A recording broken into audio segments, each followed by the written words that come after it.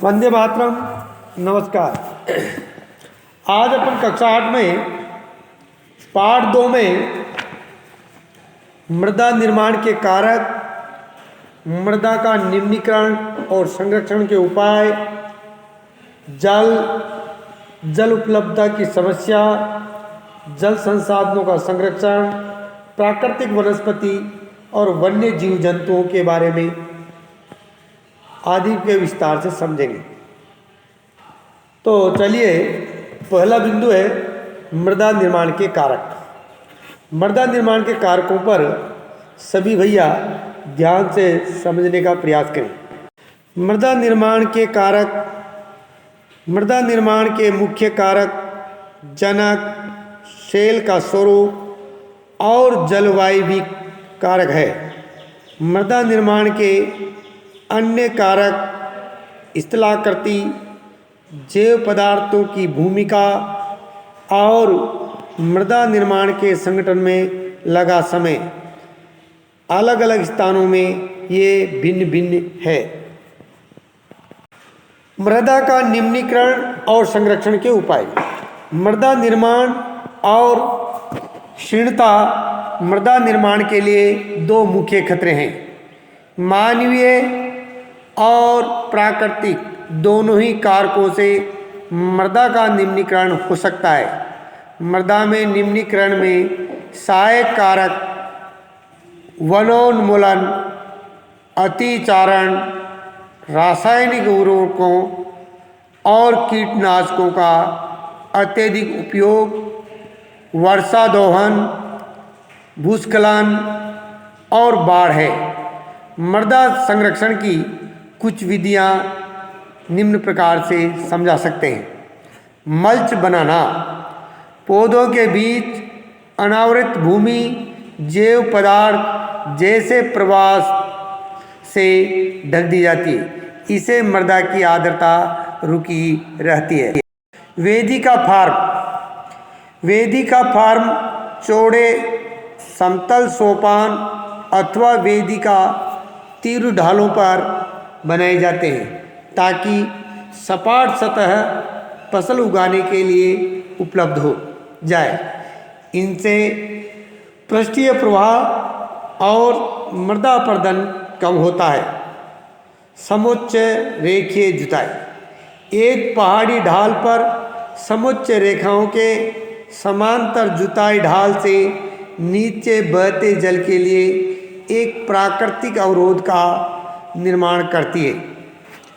रक्षक मेखलाएं तटीय प्रदेशों और शुष्क प्रदेशों में पवन गति रोकने के लिए वृक्ष कतारों में लगाए जाते हैं ताकि मृदा आवरण को बचाया जा सके।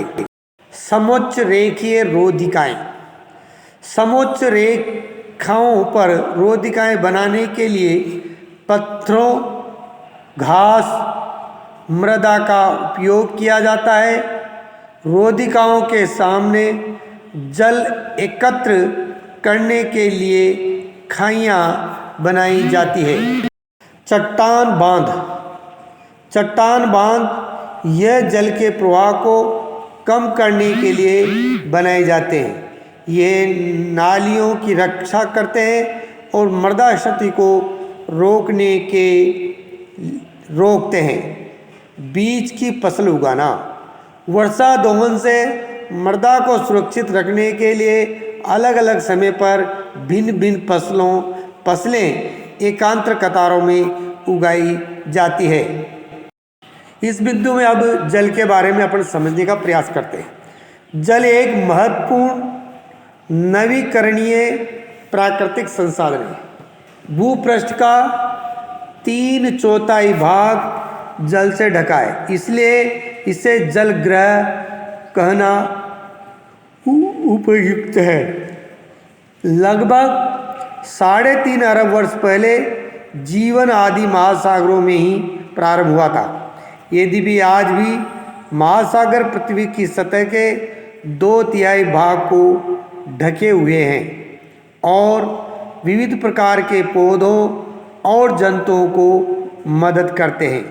महासागरों का जल लवणीय है और मानवीय उपभोग के लिए उपयुक्त नहीं है। अलवणीय जल केवल 2.7% ही है। इसका लगभग 70% भाग बर्फ के चादरों और हिमानियों के रूप में अंटार्कटिका, ग्रीनलैंड और पर्वतीय प्रदेशों में पाया जाता है। अपनी स्थिति के कारण ये मनुष्य की पहुंच के बाहर है।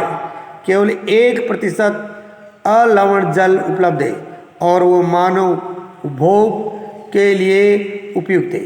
ये भौम जल नदियों और झीलों में पृष्ठीय जल के रूप में तथा वायुमंडल में जल वाष्प के रूप में पाया जाता है। इसलिए अलवणीय जल पृथ्वी का सबसे अधिक मूल्यवान पदार्थ है। पृथ्वी पर जल न बढ़ाया जा सकता है और न घटाया जा सकता है, इसलिए कुल मात्रा स्थिर रहती है।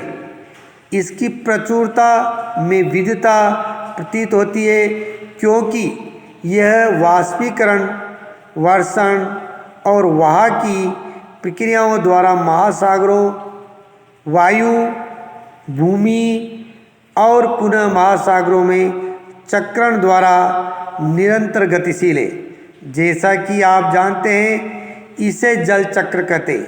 मनुष्य जल की बड़ी मात्रा का उपयोग न केवल पीने के लिए धुलाई में भी करता है वरन उत्पादन प्रक्रिया में भी करता है। जल कृषि उद्योगों तथा बांधों के जलाशयों के माध्यम से विद्युत उत्पादन करने में भी प्रयोग किया जाता है। जल स्रोतों के सूखने अथवा जल प्रदूषण के कारण अलवणीय जल की आपूर्ति की कमी के मुख्य कारक बढ़ती जनसंख्या, भोजन और नकदी फसलों की बढ़ती मांग, बढ़ता नगरीकरण और बेहतर होता जीवन स्तर है। जल की समस्याएं। विश्व के कई देशों में जल की कमी है। अधिकांश अफ्रीका, पश्चिमी एशिया, दक्षिणी एशिया, पश्चिमी संयुक्त राज्य अमेरिका के भाग, उत्तर पश्चिम मेक्सिको, दक्षिणी अमेरिका के भाग और संपूर्ण ऑस्ट्रेलिया अलवणीय जल की आपूर्ति की कमी का सामना कर रहा है। ये देश जलवायु प्रदेशों में स्थित है जहाँ अक्सर सूखा पड़ता है। उनमें जलाभाव की अधिक समस्या बनी रहती है। इस प्रकार जल का अभाव मौसमी अथवा वार्षिक वर्षण से विविधता के परिणाम स्वरूप हो सकता है अथवा अति उपयोग और जल स्रोतों के संदूषण के कारण भी जल का अभाव हो सकता है। जल संसाधनों का संरक्षण। आज के विश्व में शुद्ध तथा पर्याप्त जल स्रोतों तक पहुंचना एक बड़ी समस्या बन गई है। इस क्षीण होते संसाधन के संरक्षण के लिए कदम उठाना चाहिए। यद्यपि जल एक नवीकरणीय संसाधन है तथापि इसका अति उपयोग और प्रदूषण इसे उपयोग के लिए अनुपयुक्त बना देते हैं। अशोधित या आंशिक रूप से शोधित वाहित मल, कृषि रसायनों का विसर्जन और जल निकायों में औद्योगिक बहिस्त्राव जल के मुख्य संदूषक है। इनमें शामिल नाइट्रेट, धातुएं और पीड़कनाशी जल को प्रदूषित कर देते हैं। इनमें से अधिकांश रसायन अजैव निम्नीकरण होने के कारण जल द्वारा मानव शरीर में पहुंच जाते। इन प्रदूषकों को जल निकायों में छोड़ने से पूर्व बहिष्करण का उपयुक्त विधि से शोषित करके जल प्रदूषण नियंत्रित किया जा सकता है। वन और वन्य वनस्पति आवरण धरातलीय प्रभाव को मंद करते हैं और भूमिगत जल को पुनः पूरित करते हैं। जल संग्रहण पृष्ठीय प्रभाव को बचाने की दूसरी विधि है। जल रिसाव को कम करने के लिए खेतों को सिंचित करने वाली नहरों को ठीक से पक्का करना चाहिए। रिसाव और वाष्पीकरण से होने वाले जल क्षति को रोकने के लिए क्षेत्रों की स्प्रिंकलरों से सिंचाई करना अधिक प्रभावी विधि है। वाष्पीकरण की अधिक दर वाले शुष्क प्रदेशों में सिंचाई की ड्रिप अथवा टपकन विधि बहुत उपयोगी होती है। सिंचाई की विधियों को अपनाकर बहुमूल्य जल संसाधन को संरक्षित किया जा सकता है। धन्यवाद।